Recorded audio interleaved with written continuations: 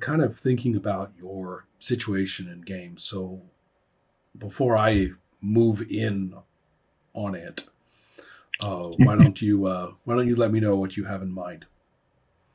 Okay, so the first thing, I guess I'll relay a little bit of the feedback I received, and from there, let's get your. I'd like to hear your thoughts about what. Uh, There's some Basically, kind just of your thoughts about terrible it. clicking coming through. Are you tapping your keyboard or something like that? Okay. Um, okay. Well, you said feedback. What do you mean feedback? Some play and character creation. People. The main feedback Wait, was wait, wait, wait, wait, wait, wait, wait, wait. okay. I don't care what they say. Okay. Neither should you. Okay. Okay. What do you think, based on what you experienced and observed about it? There was some confusion about assets and blessings, where assets being permanent, and blessings being temporary. They go away, and there was it felt abstract, and I'm not sure. It may have been too abstract, but I don't know if there was enough experience with it to definitely say, yes, this is too abstract. I need to crunch down a little bit, or I need Okay, yeah. to do that. What about what happened? In the couple of cases, or in one case, the characters did choose to fully engage with the situation, and in another, they sort of chose to do their own thing, both which seemed satisfying. They built up, they got assets and blessings and things like that, and then, but at the end, when it came time to choose to confront the situation, they decided, like, no, we've had enough of what we want. We're going to leave before solving the issue, which is perfectly well, which is how I designed it. They could do that. So, Do whereas you the other mean, are you people, talking like about a whole scenario? yes, Okay, right, right, okay. Let's yeah, back up just a moment and say that uh, I don't know if the characters you're talking about are uh, prince and princesses, outlaws and rogues, monkeys with two oh, heads. I know right, nothing, Sean. What happened? okay, okay. So, in the first one, they were the group. There were two people. They were wandering minstrels, actually.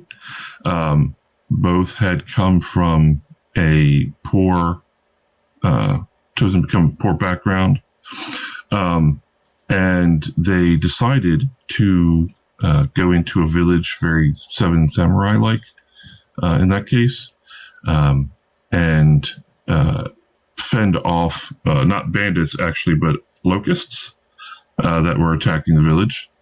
Um, they one they and this worked out really well. This part where they created one character or one player, excuse me, said, I want to uh, find someone who can brew, essentially brew potions, brew mixtures, and like, okay, so that part of the characters creating, or the players creating the non-player characters they want to interact with, that worked out really well. So that was, I didn't set up. I was like, here's the village, and we talked about what the village was, but I didn't name any NPCs or anything like that. They did all that as they strove to get blessings and assets and things like that, and that worked out really well. Um, at each, there was again a little bit more confusion about going from one act to the other. Um, there wasn't always a clear line of when they should go to the next act or when I should go to the next act, and that was something that was mostly talked about, and then we'd like, okay, let's move on to act two or move on to act three. Um, What's the difference they between acts? the idea is to so to build tension. So Act Two is just sort of their arrival, and Act Three is to Right. sort of build the tension. You've That got was a the similar situation. In fact, I would say identical to the chapters of the Mountain Witch.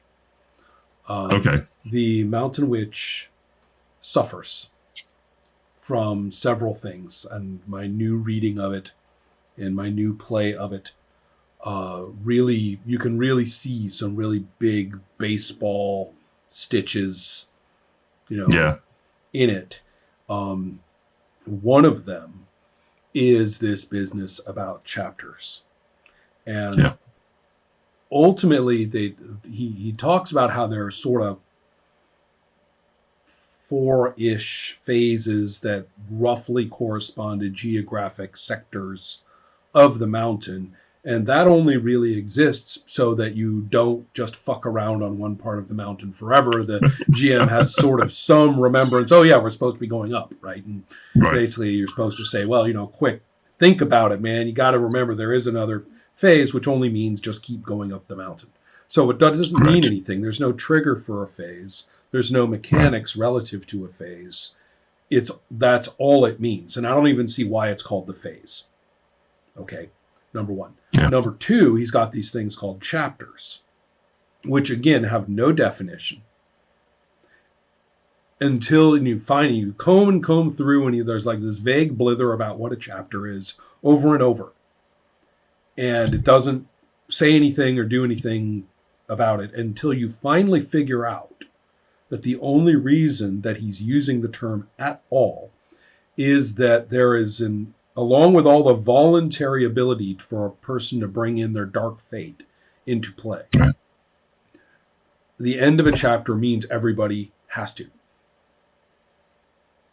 So that the end of each chapter, you need to deliver a little sort of portrait of your character dealing with their dark fate in some way. Right. And Okay. that's it. So but do you see how these aren't really play structure at all? Yes. Right. Yes. I do. They are merely things that should be happening, and the use of the words phases and chapters is actually pretty misleading in a lot of Mm-hmm. ways. For one thing, there's no negotiation about when they actually happen.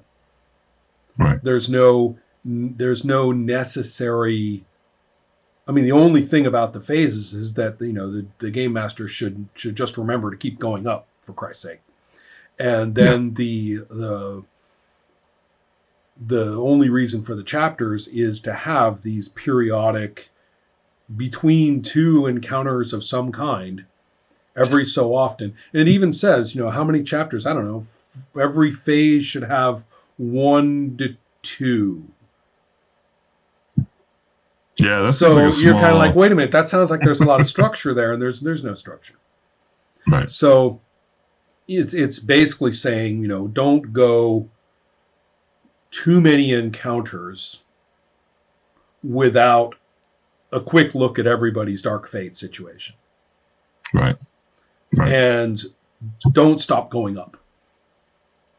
Right. Right. Every just keep going up, and don't forget that you need to get to the witch's fortress pretty quick. We're not gonna don't meander around on the slopes of Mount Fuji, indefinitely. They don't have to Right. achieve anything. What it's really saying Yeah. is that they don't have to achieve anything to go up. Yeah. That's really all it means. So what I'm looking at with yours, I'm seeing even less. Mm-hmm.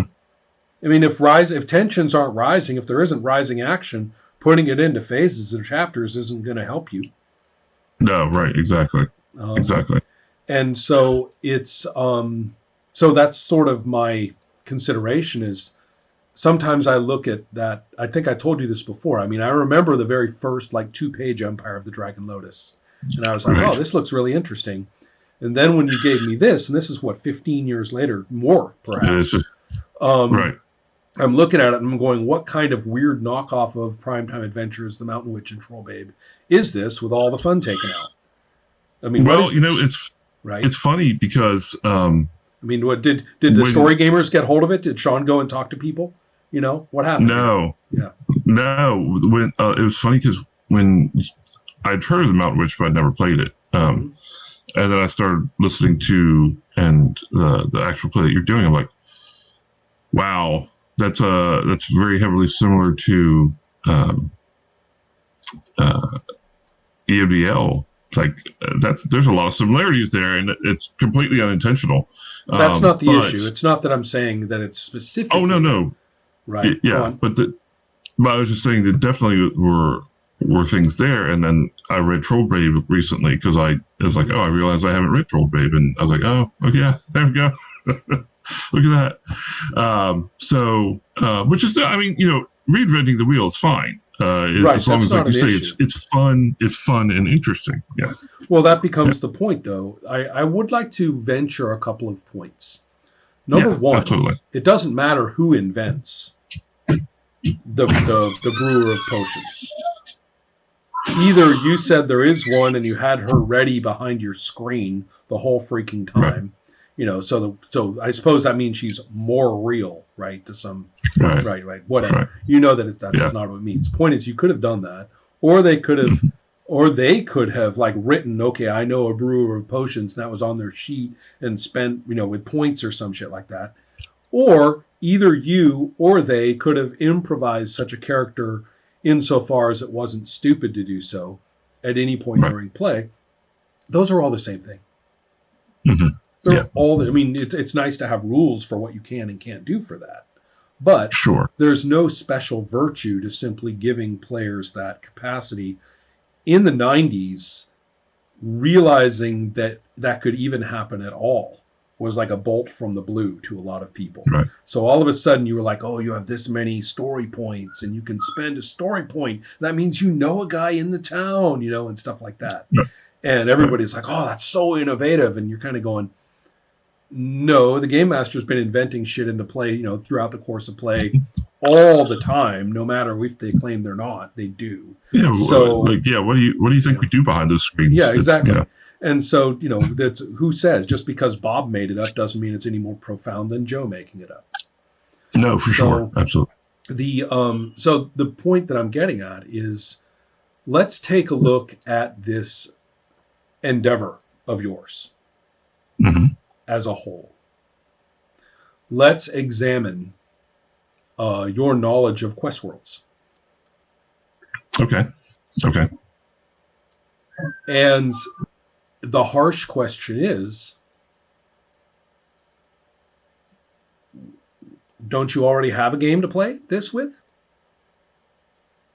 Isn't Quest Worlds doing anything and everything that you are stating as basically your design aesthetic? I mean, if you were to provide like a little bit of structure in the beginning if character creation were the same, you were just coming up with the ability numbers. Right.